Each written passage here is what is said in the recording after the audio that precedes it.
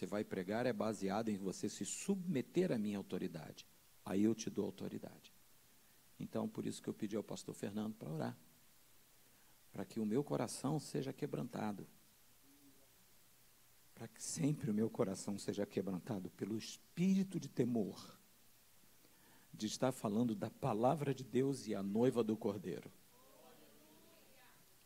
Assim diz a Escritura: portanto também nós, visto que temos a rodear-nos tão grande nuvem de testemunhas, desembaraçando-nos de todo o peso e do pecado que tenazmente nos assedia, corramos com perseverança a carreira que nos está proposta, olhando firmemente para o autor e consumador da fé, Jesus, o qual, em troca da alegria que lhe estava proposta, suportou a cruz, não fazendo caso da afronta nem da vergonha, e está assentado à destra de Deus.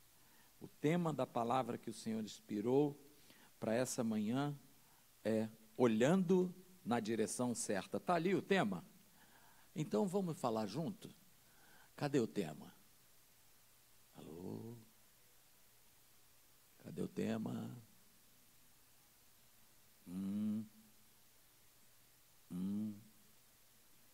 Dois. Repita comigo. Olhando na direção certa. Agora a gente vai fazer isso aqui sincado, como uma orquestra, ok? 1, 2, 3. Olhando na direção certa. Pode se assentar.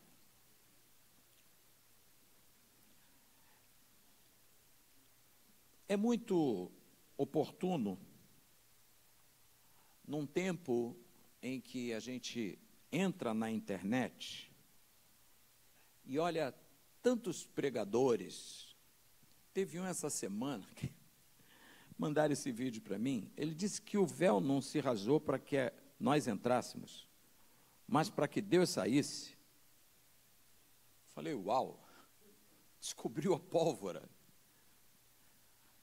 Parece que existe uma necessidade muito grande de se ter revelações cada vez mais estapafúrdias. E a singeleza do Evangelho, a simplicidade da palavra, ela vai perdendo espaço, porque as pessoas estão querendo ouvir coisas que nem mesmo elas compreendem, mas elas valorizam sem compreender. Olha que mensagem, tá? Me diz 3 pontos que ele falou para você que tocaram a sua vida. Aí você começa a ouvir os grilinhos, tric, tric, porque não ficou nada. E as pessoas estão valorizando discursos coaches. Alguns pastores estão lotando estádios, Arena Farnese, conferência de não sei o quê. Teve um que falou um negócio que mereceu uma reprimenda de um grande teólogo, porque ele olhou e disse: o centro do plano de Deus é você. Diga assim, nunca foi. O centro do plano de Deus era Ele. Ele vai dizer através do profeta Jeremias: não é por amor de vós que eu faço isso, mas por amor do meu nome.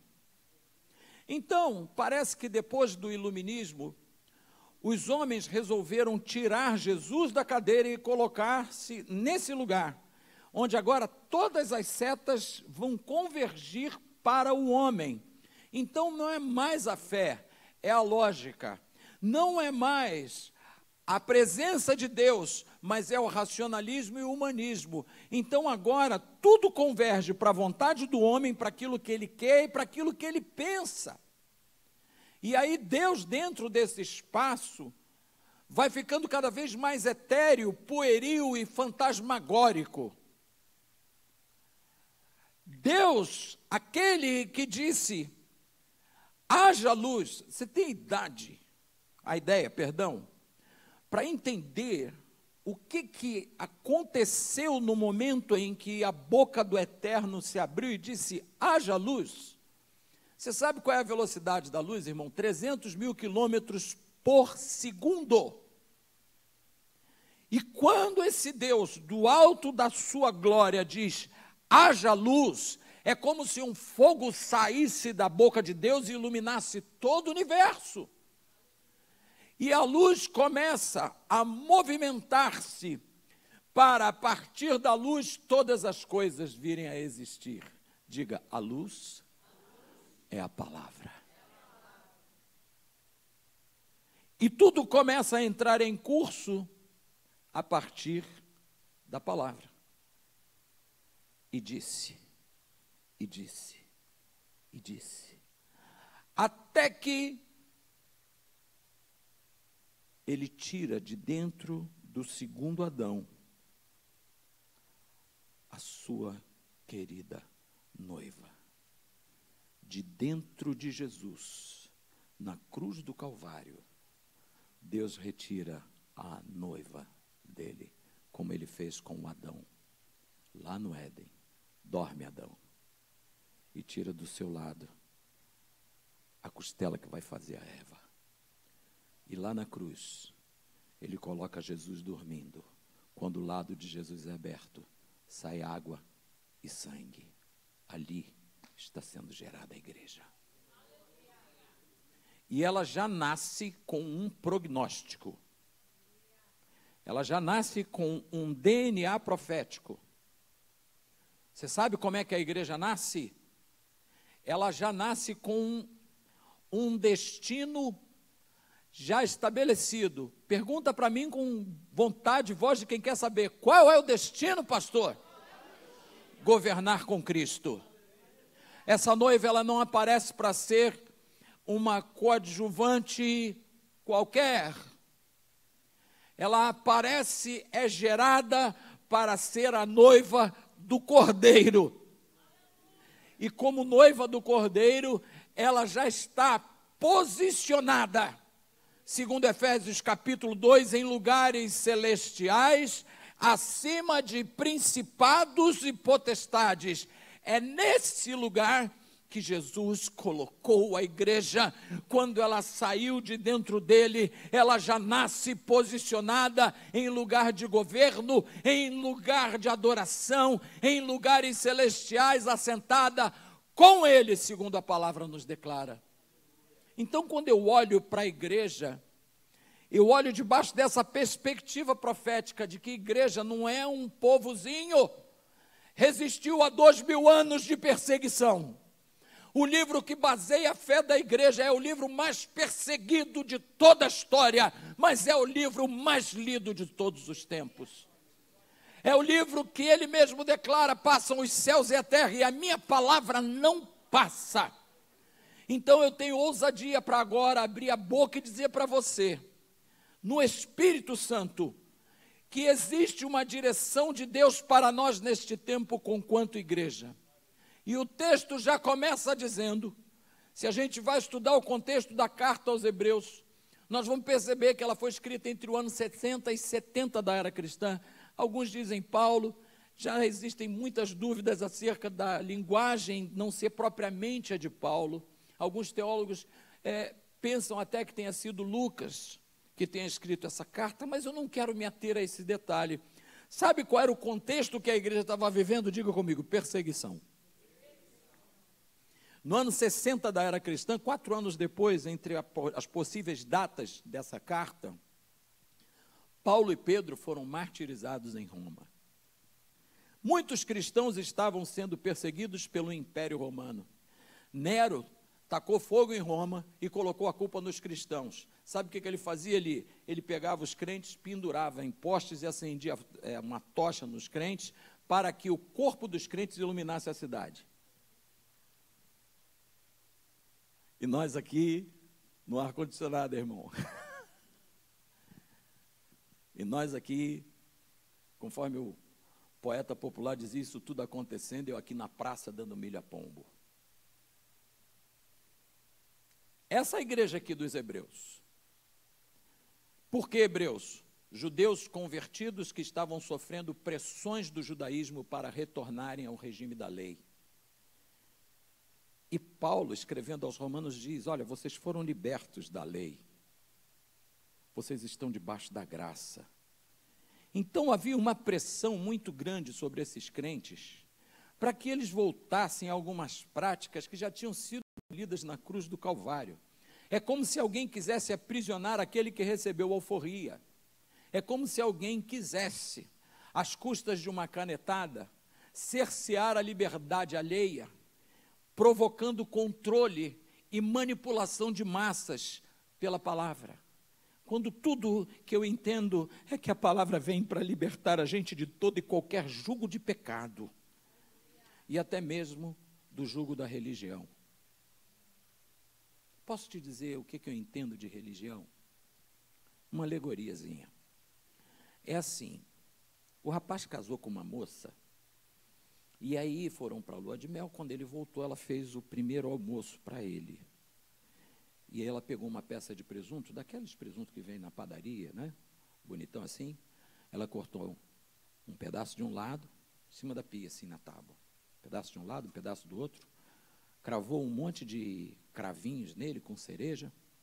Deu um banho com uma calda de laranja e botou aquilo no forno. O rapaz olhou e falou assim: amor, por que você cortou um pedaço de cada lado e deixou eles fora do tabuleiro? E vai fazer o que com isso? Ela falou: não, eu cortei. Ele falou: mas por que você cortou? Ela falou: não sei, eu vi minha mãe fazendo e eu faço igual.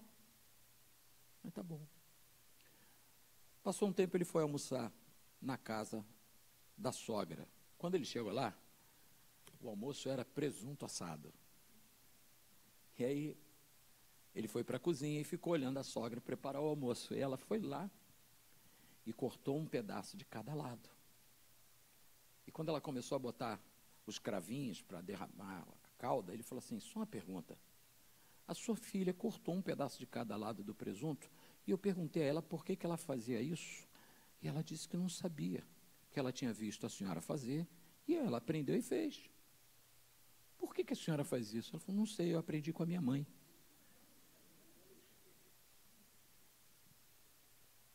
Um dia ele foi na casa da avó da esposa. Qual era a comida? Presunto assado. E aí, quando a velhinha foi lá para a cozinha com a peça de presunto, ele parou do lado. Quando ela ia meter a faca, ele falou: alto. Nem mais um passo. A sua neta corta o presunto assim, eu perguntei por que ela não sabia. A sua filha corta o presunto assim, eu perguntei, ela não sabia. Pelo amor de Deus, por que vocês fazem isso? Ela disse: não, meu filho, é simples, é que meu forno é pequenininho, não cabe inteiro, eu corto os pedaços para poder caber. Isso é a religião. Quando eu e você reproduzimos discursos e práticas sem entendimento do que a palavra nos declara. E quando a Bíblia vem para nos dar direção de onde olhar, ela vem para estabelecer libertação. Até mesmo de ensinos que nos afastam da comunhão com o Senhor e nos aproximam de práticas onde nós nos tornamos praticantes de ritos e desconhecemos a Cristo. E aqui, a Escritura vai dizer para mim e para você para onde olhar num tempo de crise. O tempo que nós vivemos é um tempo de crise, sim ou não? Você tem dúvida? O preço que está no mercado essa semana é o mesmo da semana passada? Não é. Tem muita gente desempregada? Tem muita gente enferma? Meu pai dizia: está morrendo gente que nunca morreu. Eu estou vendo garotos de 25 anos com câncer. Toda semana morre um conhecido meu. Fica em paz, Fernando.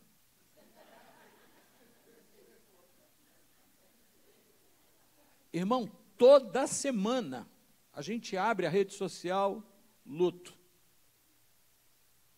Incerteza. Sabe, irmãos, uma coisa que aflige a nossa sociedade é a falta de certeza acerca do que virá. Mas isso não é algo que tem que nos afligir. E sabe por que isso não tem que nos afligir? Porque em tempos de crise a gente tem 3 direções para olhar. A primeira delas, olhe para o alto, o lugar da nossa esperança. Sabe, irmãos, eu tenho aprendido, eu tenho visto, irmãos, eu tenho andado por muito lugar com o Sérgio Lopes, às vezes pregando, e eu estou indo em tanto lugar que eu estou vendo umas coisas assim, que eu fico falando, Jesus, o que estão fazendo com a tua noiva? Tem uma noiva reborn, acredita? É. Já tem até filhos reborn dessa noiva, porque ela é gerada por um Deus reborn. Sabia, ele? Igreja reborn. Você chega lá,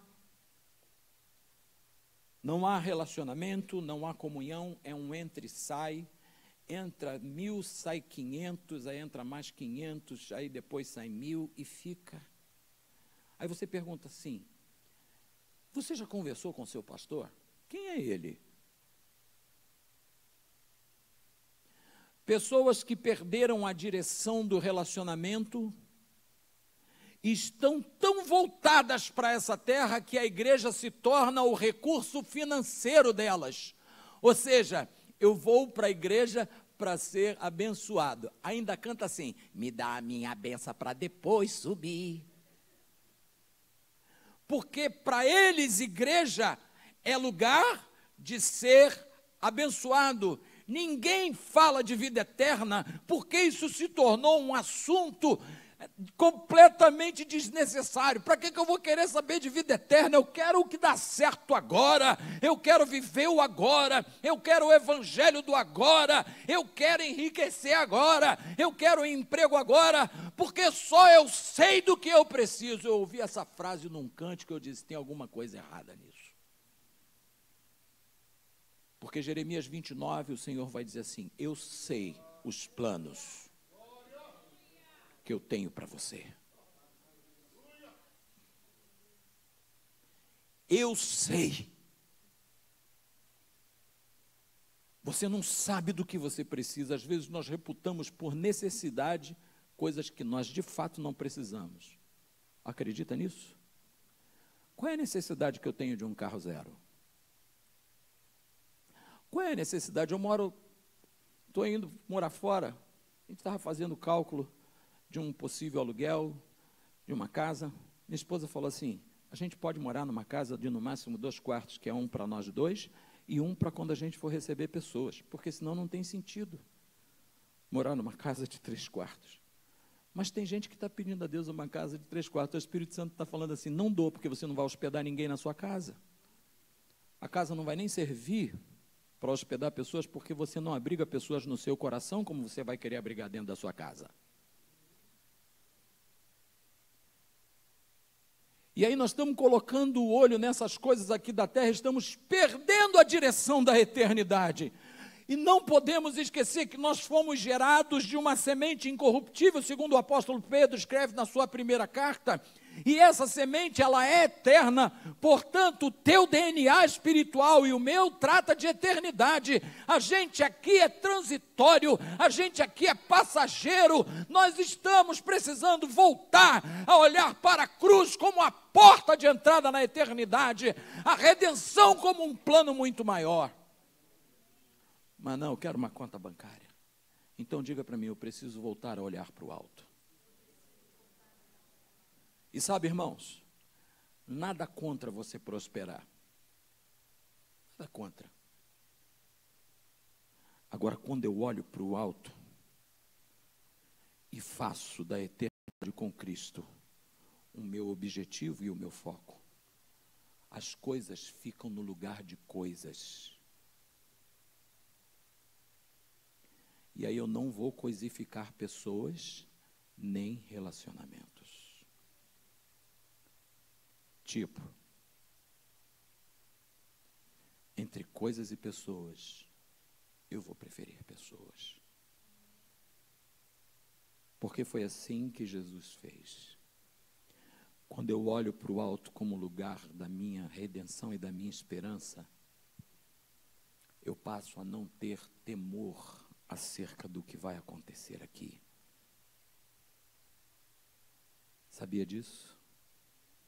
A gente vai dizer como Jó, pois eu sei que o meu Redentor vive.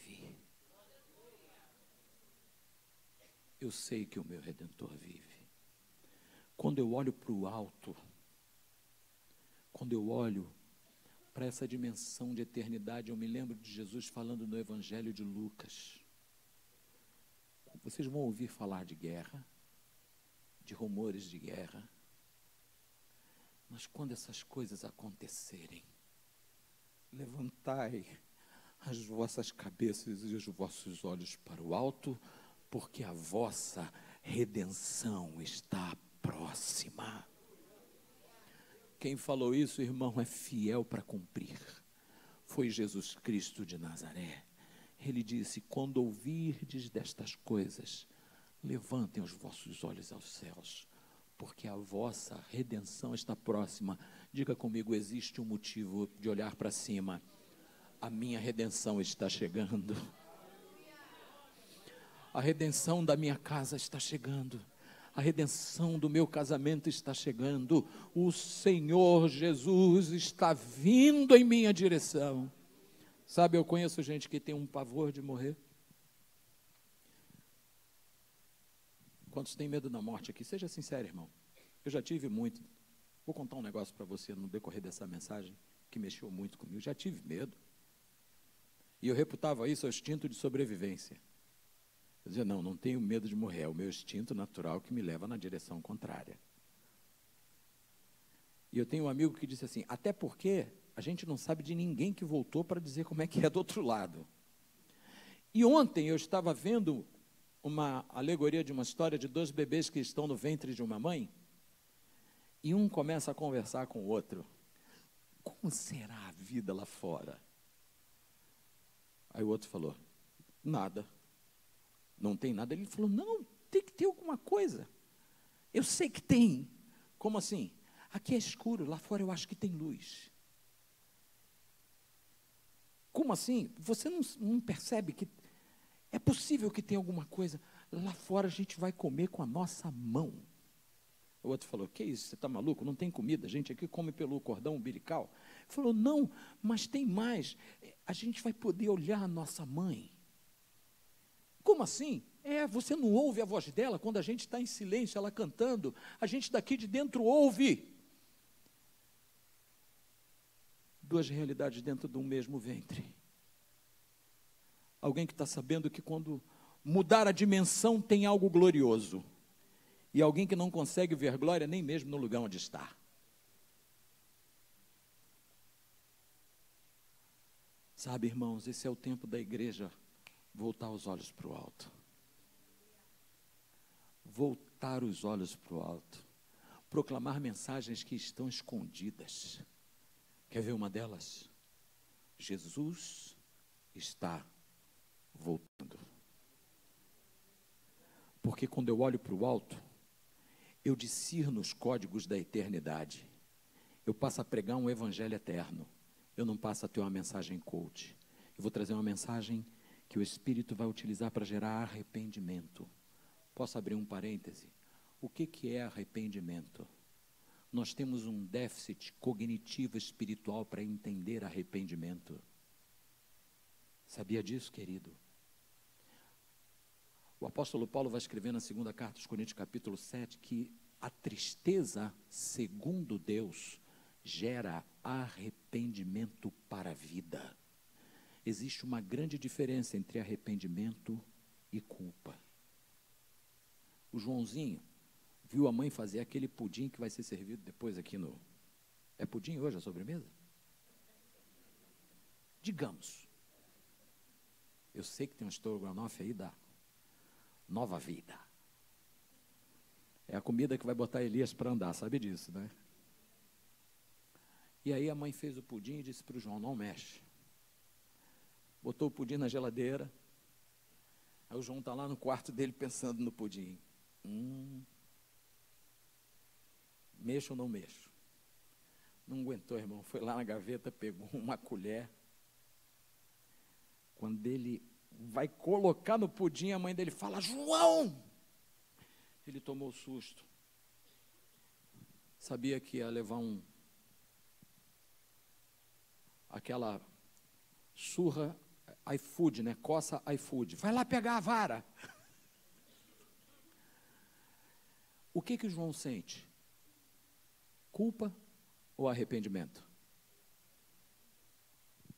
O que João sente? Culpa ou arrependimento?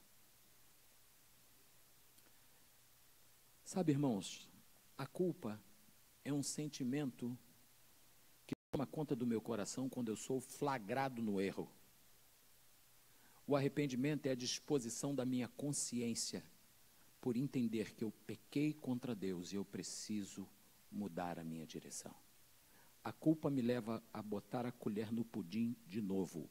O arrependimento me leva a mudar a direção. Eu vou repetir isso porque isso vai cair na prova. A culpa me leva a colocar a colher de novo no pudim.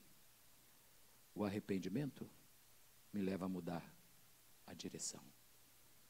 Como nós somos uma igreja bíblica, que é uma base bíblica para isso, Salmo 51. Davi se arrepende, me mostra um outro adultério que ele tenha cometido.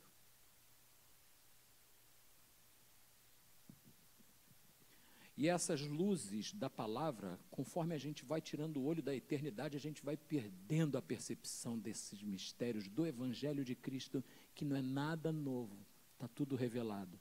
É só olhar para a eternidade, é só olhar para o alto, que o código vem, a revelação vem, a compreensão vem, a mudança vem, a identidade se revela, o propósito é alinhado. Olhe para o alto. Segunda coisa, para onde eu tenho que olhar?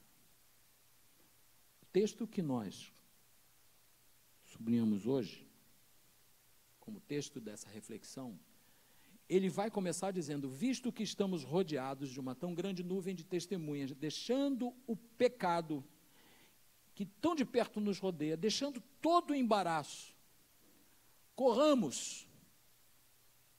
Diga comigo, deslocamento. Mas ele está me dando uma atitude a ser tomada. E não é engatinhar. Não é se arrastar, mas é correr. Ou seja, ele está imprimindo um conceito de velocidade. Ou seja, a vida cristã, ela precisa de velocidade. Você sabe que a Bíblia diz que Elias correu mais do que os cavalos de Acabe? Sabia disso? Elias está dizendo: Acabe, aparelha os teus cavalos, porque eu olhei para o céu, eu olhei para o alto, e vi um sinal de uma grande chuva. E o Acabe montou no seu cavalo e partiu. Quando ele chegou na cidade, o Elias estava lá. Você sabe qual era a idade do Elias? Aproximadamente 60 anos. Aí hoje, a gente vai dizer que não tem disposição, irmão, porque está com idade? Não, quando era novo, eu ia mais na igreja. Agora eu estou aposentado, eu vou mais na fila do INSS receber mesmo.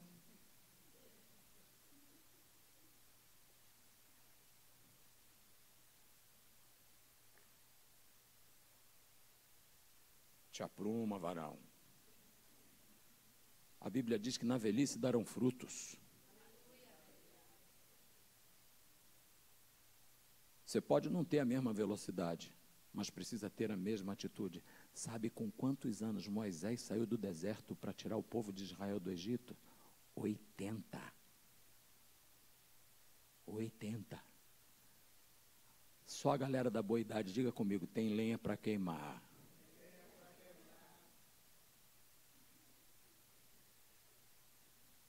E sabe de onde eu tiro essa consciência de que eu preciso ter um deslocamento e uma direção em velocidade? Porque ele vai dizer: prossigo para o alvo, olhando para Jesus.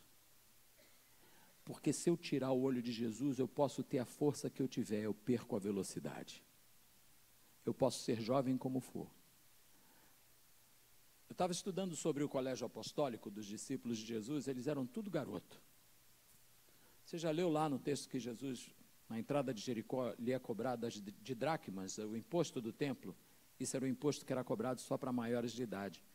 O imposto foi cobrado a quem? A Jesus e a Pedro. Os apóstolos não eram aqueles velhinhos de barba branca, não, irmão. Era tudo garoto novo, com disposição.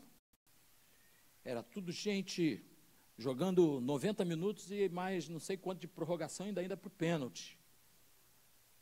Amém?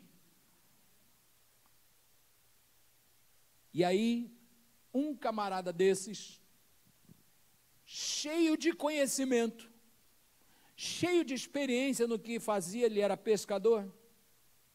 Jesus acabou de multiplicar pão e peixe, como eu disse numa outra ocasião aqui. Jesus criou o McFish, posso ouvir um glória a Deus, não tem nada de McDonald's. Isso é usurpação. O modelo original está lá na Bíblia, pão e peixe. E aí, depois dessa multiplicação, Jesus sobe para orar. E ele diz assim aos discípulos: se desloquem para o outro lado. Eu imagino que essa galera deve ter pensado assim: por que ele está mandando a gente ir e ele está ficando? A companhia dele para nós é imprescindível. E os caras foram. Entraram no barco. Passou um tempo. Eles pensaram: Jesus deve ir pelo outro lado, circundar o barco, vai pegar um jegue, qualquer coisa, um Uber, vai encontrar gente do outro lado. E o lago de Genezaré, ou Mar da Galileia, é conhecido pelas mudanças bruscas de ventos e de maré. É um lago, mas é muito grande. E, dada a sua posição geográfica, é muito suscetível a tempestades violentas. Mas ali tem 3 caras que conhecem tudo de pesca e de mar. Quem é pescador aqui? Quem gosta de pescar, pelo menos? Aleluia, tem um varão lá, tem outro aqui. Eu estava em Cabo Frio, uma época que a gente alugou uma casa lá, eu parei com um pescador na beira da praia, pastor, ele olhou e disse assim: o cardume está lá. Eu falei: mas não estou vendo nada. Ele disse assim: não, é pela cor da água. Eu falei: mas é a mesma cor. Ele falou: não é. Eu falei: isso é mentira de pescador, mas não era, tinha um cardume. Eles sabem. Sim ou não? Sabe onde está. Então imagina que o Pedro tem todo esse conhecimento. Mas a situação está ficando difícil, e o texto vai dizer que o vento era contrário. E aí, de repente, quando ele olha, no pior momento da navegação, Jesus vem vindo. Primeiro surfista da história. Não só criou o McFish, como criou o surf. Jesus é bom demais. Por isso que Paulo vai dizer: quem foi o teu conselheiro para que te ensinasse alguma coisa? Aí Jesus vem andando sobre as águas. Eu contei para vocês a ilustração do pastor Manuel lá na igreja que eu era. Não, né? Irmão, foi terrível isso. Medo é um sentimento. A Bíblia vai dizer na carta a Timóteo que Deus não nos deu espírito de medo, mas de amor e de moderação. Porque o medo, quando nos aflige, ele tem uma tendência a tirar os nossos olhos do que é real e fazer a realidade se tornar algo não perceptível. Os caras estão com medo. Outra coisa que eu aprendi, que a água que vira o barco não é de fora, é a que está dentro. Cuidado com o que você está se enchendo, hein? O barco vira. A água que estava entrando no barco, e aí o Pedro, quando olhou e viu os discípulos, o texto vai dizer que quando Jesus está vindo, eles olharam e disseram: é um fantasma. Irmão, olha só, eu tinha 8 anos de idade. Obrigado, Márcia. Aí faleceu o irmão Manuel. Eu era membro da igreja, frequentava a igreja batista, já tinha sido batizado. Faleceu o irmão Manuel, ele caiu de uma mudança, fazendo mudança, caiu do caminhão, teve fratura de crânio, ficou internado, mas não suportou, faleceu. Velório do irmão Manuel, quinta-feira na igreja. Naquela época se fazia velório na igreja. Quem é dessa época aí? Eu sou, velório na igreja. Hoje não tem nem velório. Senão está arriscado de ser assaltado dentro do velório. Aí eu aguardei aquele velório, porque eu nunca tinha visto um defunto E eu, naquela ânsia de menino, estava doido para ver o defunto. Chegou depois do culto das 9 da noite, chegou o corpo do irmão Manuel. Aquele caixão marrom, grande. Botaram os cavaletes aqui. E eu fui logo para o lado, né? Ser o primeiro a ver. Irmão, quando abriram o caixão, Jesus de misericórdia, o aspecto era terrível. Ele estava com o terno da cor da tua camisa, com uma meia vinho, sem uma flor no corpo, a cabeça toda enfaixada, e ainda arrancaram a chapa do querido. Então ele estava com aquela boca assim, arquivo morto, sabe como é que é? Eu olhei aquilo, eu passei mal, e fui para casa dormir. Eu estava com medo de andar na rua.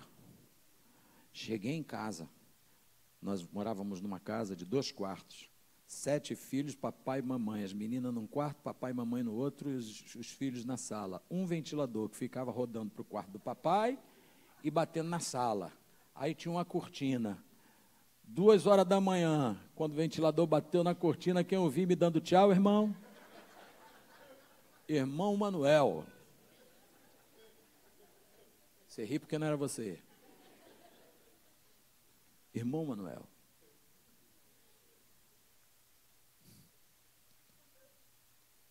Quando eu tiro os olhos de Jesus, o que se torna dono do meu coração é o medo.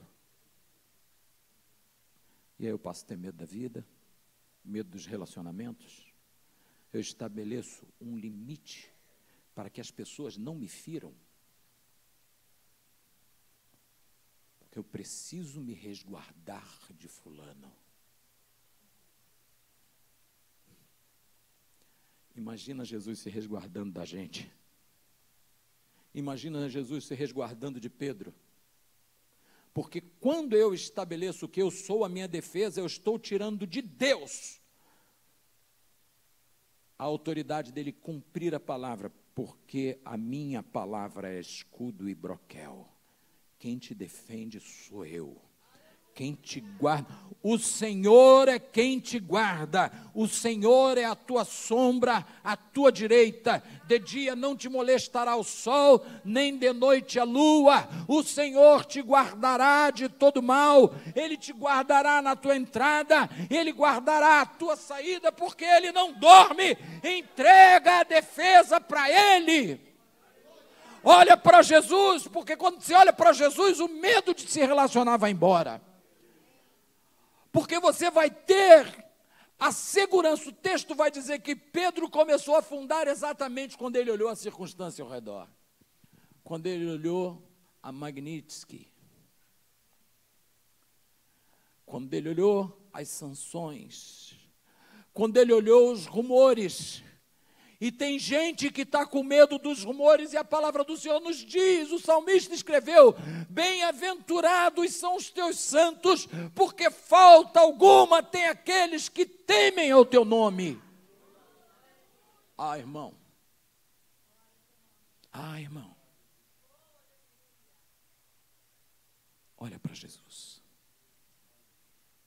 Porque quando você olhar para Jesus, ainda que a tua fé fraqueje, é Ele quem estende a mão para te sustentar. O escritor da carta vai dizer, corramos olhando para, porque quem não tem visão não pode ter velocidade. Diga comigo, quem não enxerga, não corre. Sabe o que a palavra do Senhor diz lá no Evangelho de Isaías? Chama na teologia de Evangelho de Isaías. Sabe o que ele diz? O Espírito do Senhor está sobre mim para dar vista aos cegos. Se você não está conseguindo correr, avalie aonde estão os teus olhos. Eu estou sentindo meu ministério meio rastejando. Para onde você está olhando? Irmãos, é impressionante.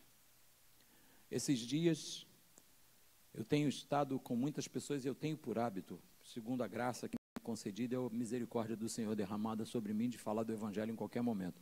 Fui pregar numa igreja, eu falei, eu prego todo dia. O pastor olhou para mim assim e falou, nossa, mas que agenda?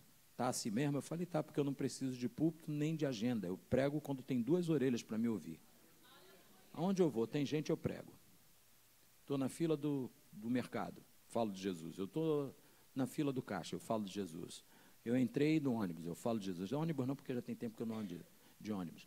Mas aonde eu vou abastecer o carro, eu falo de Jesus. E esses dias eu estou percebendo. Ontem, eu estava tomando um café com a minha esposa numa cafeteria no Shopping Grande Rio. Ontem. Uma jovem se aproximou de nós para nos servir. E quando eu olhei para ela, eu disse assim, você já foi crente? Ela parou, já. Eu disse, por que saiu da igreja? Ah, porque eu fui muito ferida. Aí eu falei, eu entendo que você tenha sido ferida.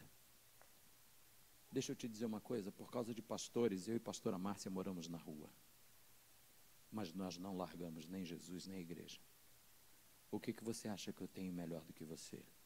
Nada. A diferença é onde eu resolvi colocar o meu olhar. Porque quando nós olhamos para Jesus, temos uma caminhada segura e não é interrompido por ninguém.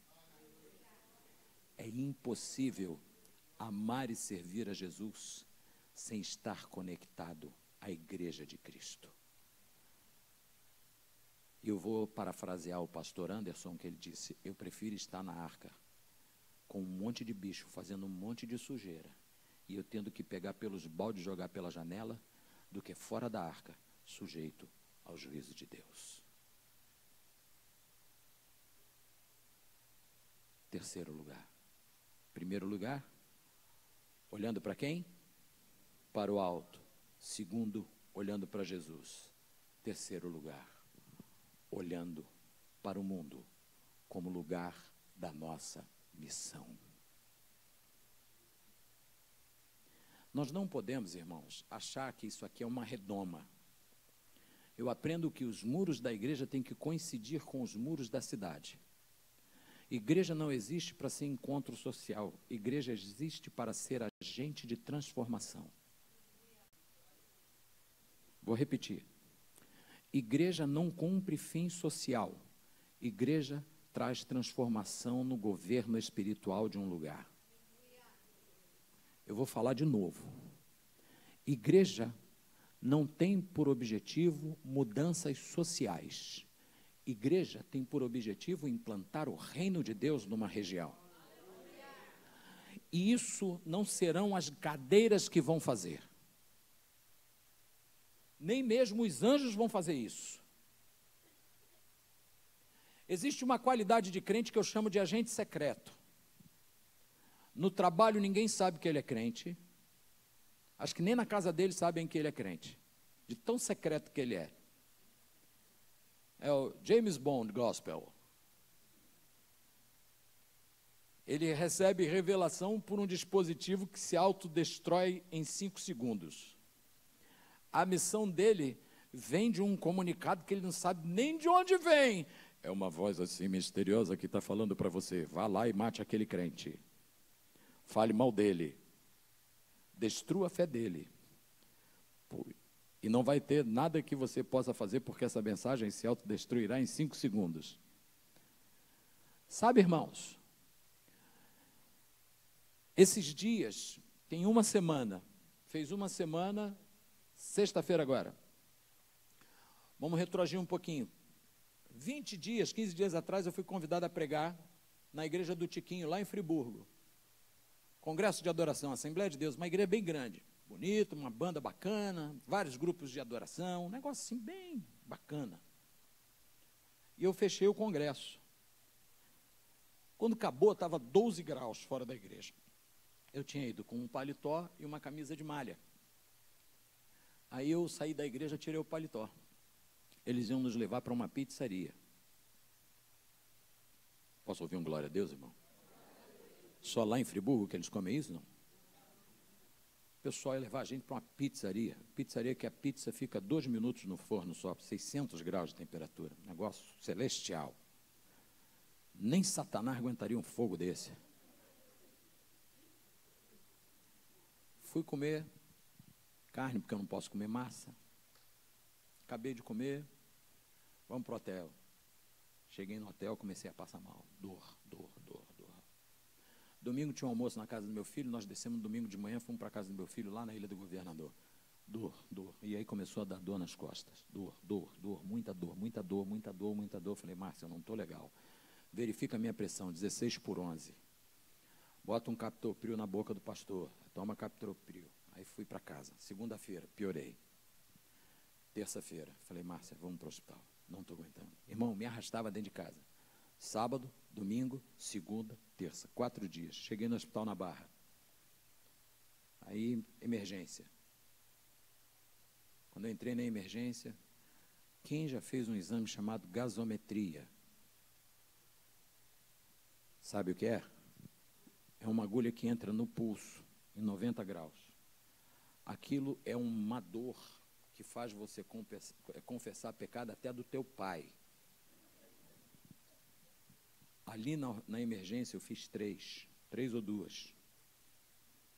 A lágrima desce sem você querer, só de pensar me dá vontade de chorar.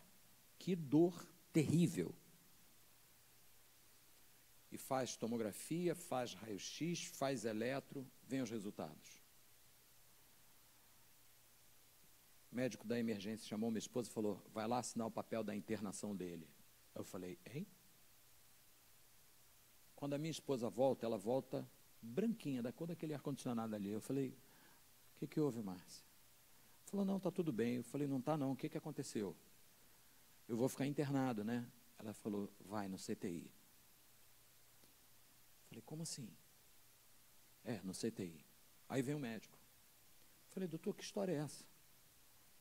Eu estou achando que eu só estou com uma dorzinha. Aí ele falou, não. Você está com um problema chamado acidose metabólica. Teu sangue está virando vinagre. E os teus órgãos estão começando a parar. O teu pulmão já está sofrendo.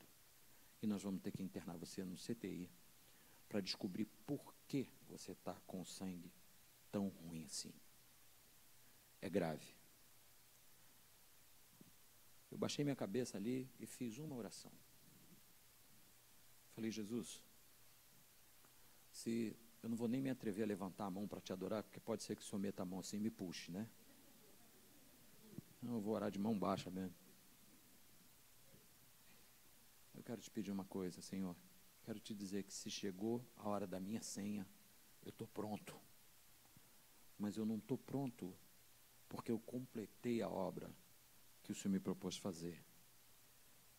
Porque eu não sei se eu completei. Mas eu estou pronto porque o Senhor completou a obra na cruz. E é por essa obra que eu entro na eternidade. Então, por causa disso, eu estou pronto. Agora, se o Senhor ainda tem alguma coisa para fazer comigo aqui na terra, eu quero colocar cada um dos meus dias, minuto a minuto, a serviço do teu reino. E aí me levaram para a UTI. Quando eu entrei lá, fui atendido pelo Dr. Denis. Mais uma gasometria, mais uma sessão de confissão. E aí eles fizeram uma cirurgia para um acesso subclavicular, que é aquele catéter que coloca aqui para receber medicação. Meu genro é enfermeiro, ele disse assim, se fizeram isso é porque a situação realmente era grave. Ligaram 5 bombas infusoras aqui no pastor e começaram a infundir medicação pelo pescoço. Quando eu acordei dessa anestesia para essa cirurgia, eu olhei para o médico e falei assim, como é o seu nome? Ele falou, Denis. Eu falei, Denis, vem cá que eu quero orar com você.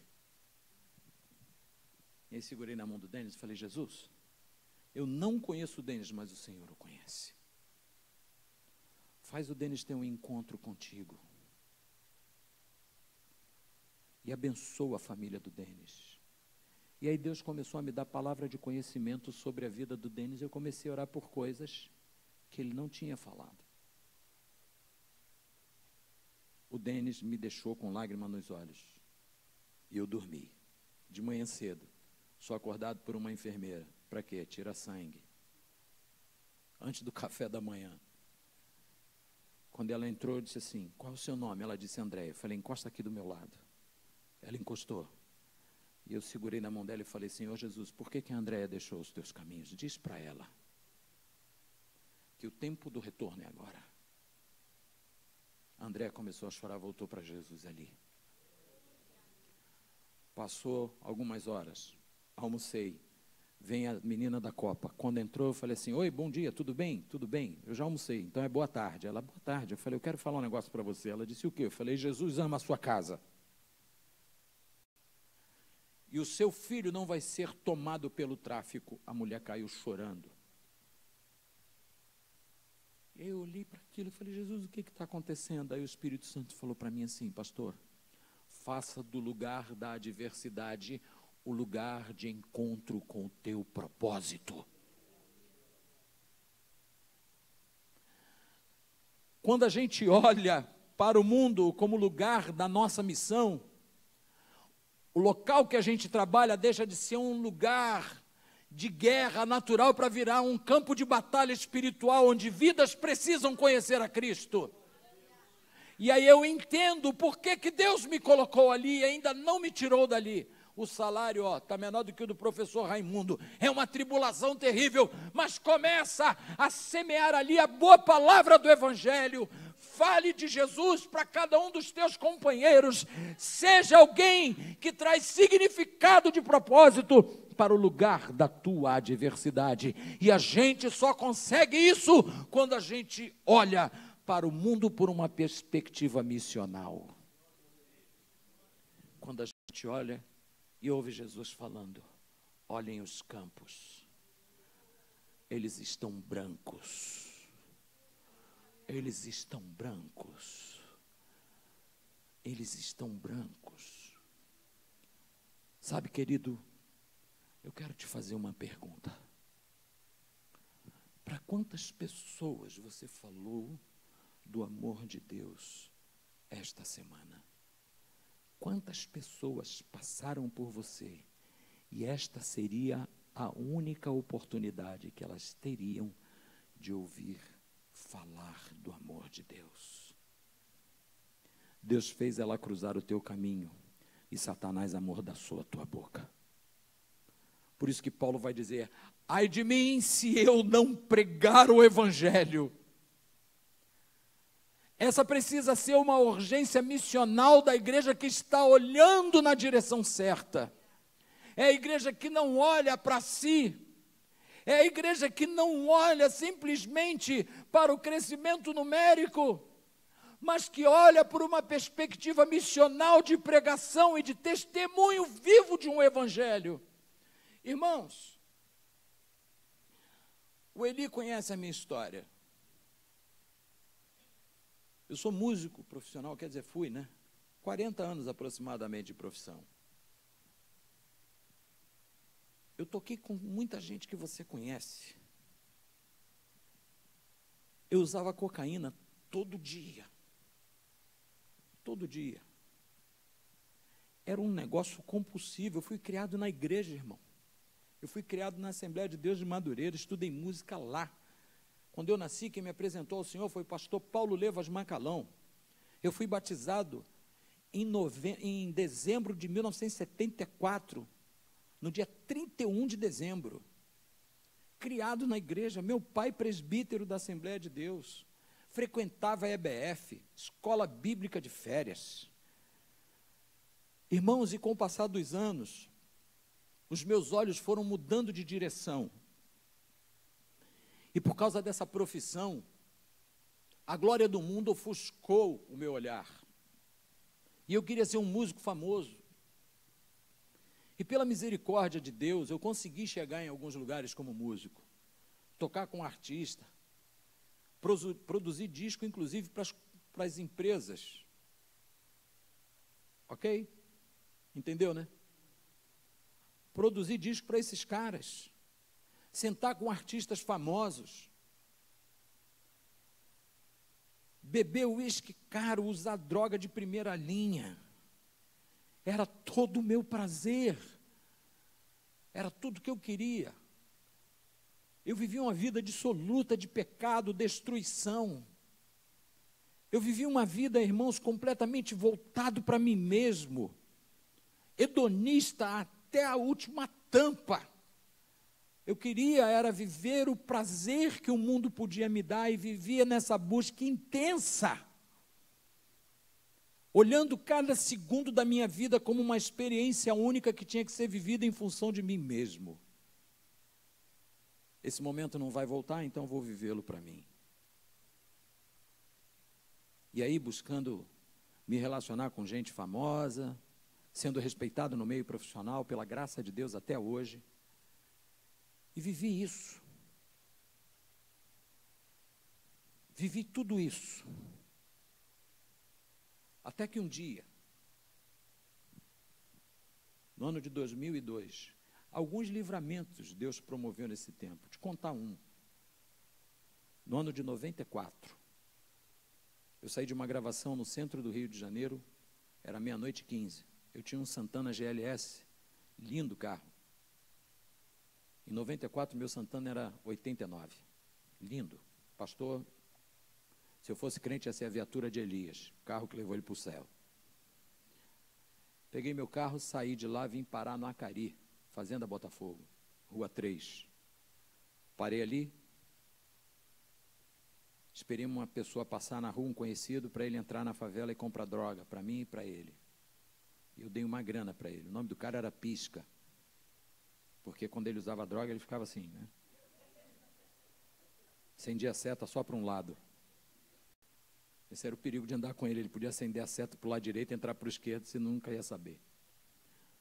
E eu dei o dinheiro para o Pisca comprar droga lá na favela e fiquei esperando o Pisca ali na Rua 3, embaixo de uma marquise com uma luz acesa na minha cabeça. Acendi um cigarro e falei, vou ficar aqui, esperando o Pisca chegar. O Pisca chegou. E aí eu peguei a minha carteira, botei a cocaína na carteira e fui usar com ele. Vai, Pisca. Ele foi. Quando eu fui cheirar, daqui para onde está o pastor, esse cara encostou uma viatura do 9º Batalhão. O policial que estava sentado no carona estava com 762. Ele botou o fuzil na minha direção e ficou fazendo assim. Falei, agora já era. Mas para morrer eu vou morrer doidão. E eu cheirei a droga. O policial olhou para o motorista e falou assim, vamos embora. E saíram. Eu fiz igual o leão da montanha, saída pela direita. Entrei no meu carro e ó. Passou aquela noite, dia seguinte, 1h da tarde eu levantei, não tinha gravação. Aí minha irmã olhou para mim e falou assim, vamos na consagração na casa da irmã Mara? Eu falei, Deus o livre. Davi, vamos lá, é uma pessoa de oração. Eu falei, não, eu pensando assim, esse povo crente é muito fofoqueiro. Já contaram minha vida toda para ela. Aí eu chego lá, ela vai falar assim, Deus está me revelando. Eu vou dizer, mentira. É mentira. Não fui. Outra semana, consagração. Davi, vamos lá. Eu disse, não vou. Terceira semana, eu falei, tá bom, vamos lá. Ah, tem nada a perder, eu vou lá. Consagração era lá em Marechal Hermes. Quando eu botei o pé no quintal da dona lá, ela já deu um grito lá na cozinha. Eu falei, ih, começou o teatro. Aí quando eu entrei na sala dela, ela veio com um olhar assim muito carinhoso. Baixinha, mulher. Aí eu sentei no sofá e fiquei olhando para ela assim com a cara mais debochada do mundo. Ela, vamos orar, né? Aí eu olhei para o relógio, falando que sair daqui, vou lá no negócio. Mara começou a orar. E aí começou a aparecer a palavra profética. Eu falando assim, pô, eu tinha que ir embora daqui porque esse negócio não está me cheirando bem, cara. Essa mulher está falando um monte de troço aí para um, para outro. Daqui a pouco ela vai apontar o canhão na minha direção, eu vou dar-lhe uma frita na orelha dela. Eu não quero esse negócio, não. Aí ela olhou para mim e falou assim, Deus está me falando a teu respeito, isso, isso, isso. Aí eu pensei assim, Deus. Aí eu olhei para minha irmã e falei assim, tu é bem fofoqueira, hein? Quando eu pensei isso, ela olhou para mim e falou assim, por acaso, você acha que Deus precisa que alguém diga a ele o que se passa sobre a face da terra? Os olhos do Senhor são como chamas de fogo. Há 15 dias atrás, Deus me mostra você na Rua 3, na Fazenda Botafogo. Você estacionou seu carro do outro lado da calçada. Você chamou um rapaz por nome de Pisca para ele ir na favela comprar cocaína para você. Quando a cocaína chegou, você deu a ele primeiro para usar, e quando você foi usar, encostou uma viatura a menos de 3 metros para você. E o policial apontou o fuzil na tua direção. E ele ficou com a mão sobre o rosto assim, porque ele não te enxergou. Sabe por que ele não te enxergou?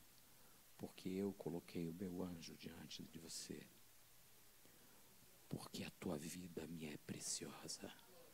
E eu te livrei do laço da morte. Sabe quantos anos depois eu fui me converter, irmãos? Isso foi em 94, 8 anos depois.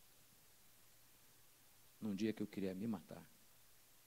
Eu tinha saído de uma gravação. Falei, eu não aguento mais, já perdi tudo na minha vida. Não tenho mais nada para perder. Sentei numa praça e disse, Deus, para mim o Senhor não é ninguém. O Senhor é só o Deus dos meus pais. Eu não te conheço. Eu não sei nem por que eu estou falando com o Senhor, mas eu quero fazer um trato com o Senhor. O salário mínimo na época era R$330, eu tinha R$4.000 no bolso. Falei, eu vou começar a cheirar esse dinheiro agora. E eu só vou parar quando acontecer 2 coisas, ou eu morrer de uma overdose, ou o Senhor intervir. E aí, se eu não morrer, a gente senta e conversa. Cheirei 35 horas, irmão. Saí dessa tour suicida, fui para casa, dormi, acordei. E eu falei, caramba, estou vivo. E não aceitei Jesus.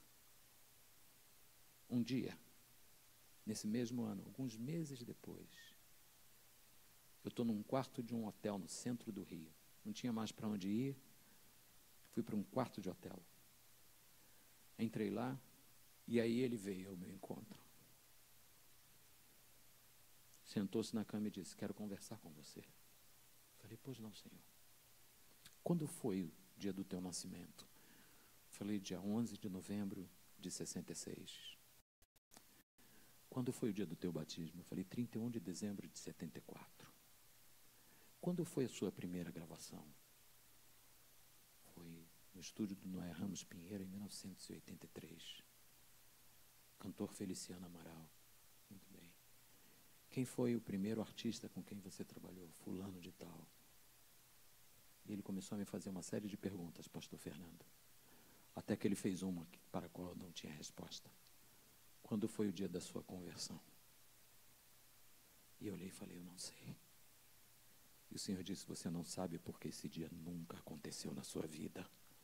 Ali eu caí de joelhos e disse, Senhor Jesus, eu quero que Tu sejas o meu Senhor e o meu Salvador. Dia 20 de agosto de 2002, às 13h30, no quarto 1308 do Hotel São Francisco, esquina da Avenida Rio Branco, com o Visconde de Inhaúma. Ali eu nasci de novo, e por causa desse resgate, eu faço de qualquer lugar que eu estou, que eu possa passar, um lugar de pregação do Evangelho. Eu anuncio a grandeza daquele que me tirou das trevas para o reino do seu infinito amor. Ou seja, a minha visão de mundo é moldada pelo nível do meu encontro com Jesus. Você não entendeu? É por isso que você não anuncia o Evangelho. Sabia? Porque quem tem um encontro radical com Jesus, os comportamentos são radicalizados. Não consegue ficar quieto. Não consegue passar por alguém, olhar e dizer assim, vai para o inferno, miserável. Não, vai dizer assim, eu quero falar de Jesus para você. Porque eu sei de onde Ele me tirou. Ah, irmãos, nós estamos olhando para qualquer lugar. Estamos fazendo do mundo um lugar de aflição, mas o mundo é lugar de resgate. Aqui, Brás de Pina não é um lugar de aflição, é um lugar de resgate. A sua escola não é um lugar de vergonha, é um lugar de resgate. Eu quero encerrar essa palavra. 3 pontos, olhando na direção certa. olhando para o alto, olhando para Jesus e olhando para o mundo como lugar de propósito. Nessa manhã, o desafio nosso aqui é como igreja, e eu me incluo nesse rebanho, pastor. Eu me incluo nesse rebanho.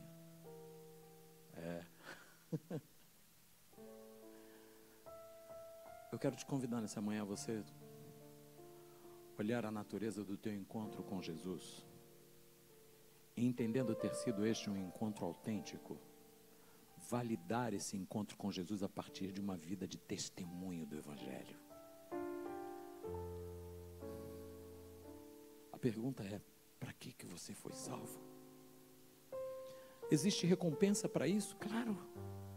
Existe recompensa para olhar para o alto? Claro. Existe recompensa para olhar para Jesus? Claro. Existe recompensa por pregar o Evangelho? Claro. Jesus jamais nos proporia algo que não pudesse dar um retorno muito maior. Se o mundo é um lugar de aflição, eu quero te encorajar, porque a nossa leve e momentânea tribulação produz para nós um peso de glória acima de todo louvor.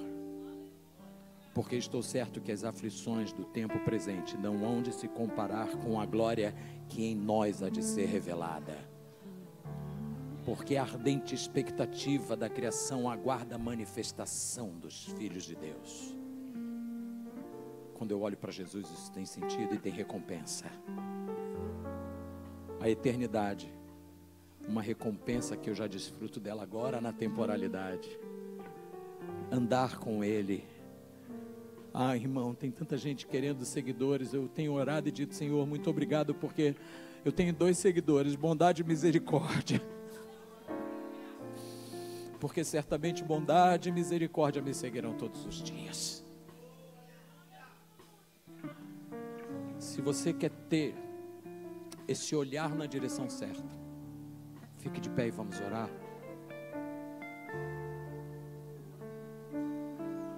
Olhando para o céu e dizer: volta logo.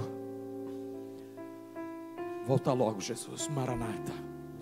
Volta logo. A gente tem desejo de estar na pátria que estabelece a nossa cidadania. A gente não é desse mundo. O Senhor já disse: Pai, eles não são do mundo como eu não sou do mundo. Ah, Jesus, nos dá consciência dessa cidadania eterna. Torna, Senhor, os nossos olhos na Tua direção, Jesus, para que o medo não se assenhoreie da nossa vida. E faz-nos olhar o mundo pela perspectiva que Tu olhas. Campo de redenção, de resgate de vidas, de pregação da Tua palavra. Nós acreditamos neste lugar pleno de pessoas, mas de pessoas transformadas com sede do reino. Uma juventude que vai pulsar na alegria do Espírito Santo. Jovens que serão evangelistas, serão pastores, serão enviados como obreiros para o campo missionário, com o coração ardendo de amor por Ti, Jesus. Oh, Jesus querido, Senhor, ouve a nossa oração, ouve a oração de cada um dos Teus filhos que estão diante do Teu altar nesta manhã. Senhor, realiza o sonho dos pastores desta igreja, de ver, Senhor, essa igreja crescendo no conhecimento, na graça do Senhor Jesus, e o Senhor acrescentando dia após dia aqueles que hão de ser salvos. Um povo que conhece o Senhor. Ó Deus, queremos olhar para Ti. Somente olhar a Ti, Senhor. Somente olhar a Ti, Senhor. Somente olhar a Ti, Senhor. E não olhar atrás.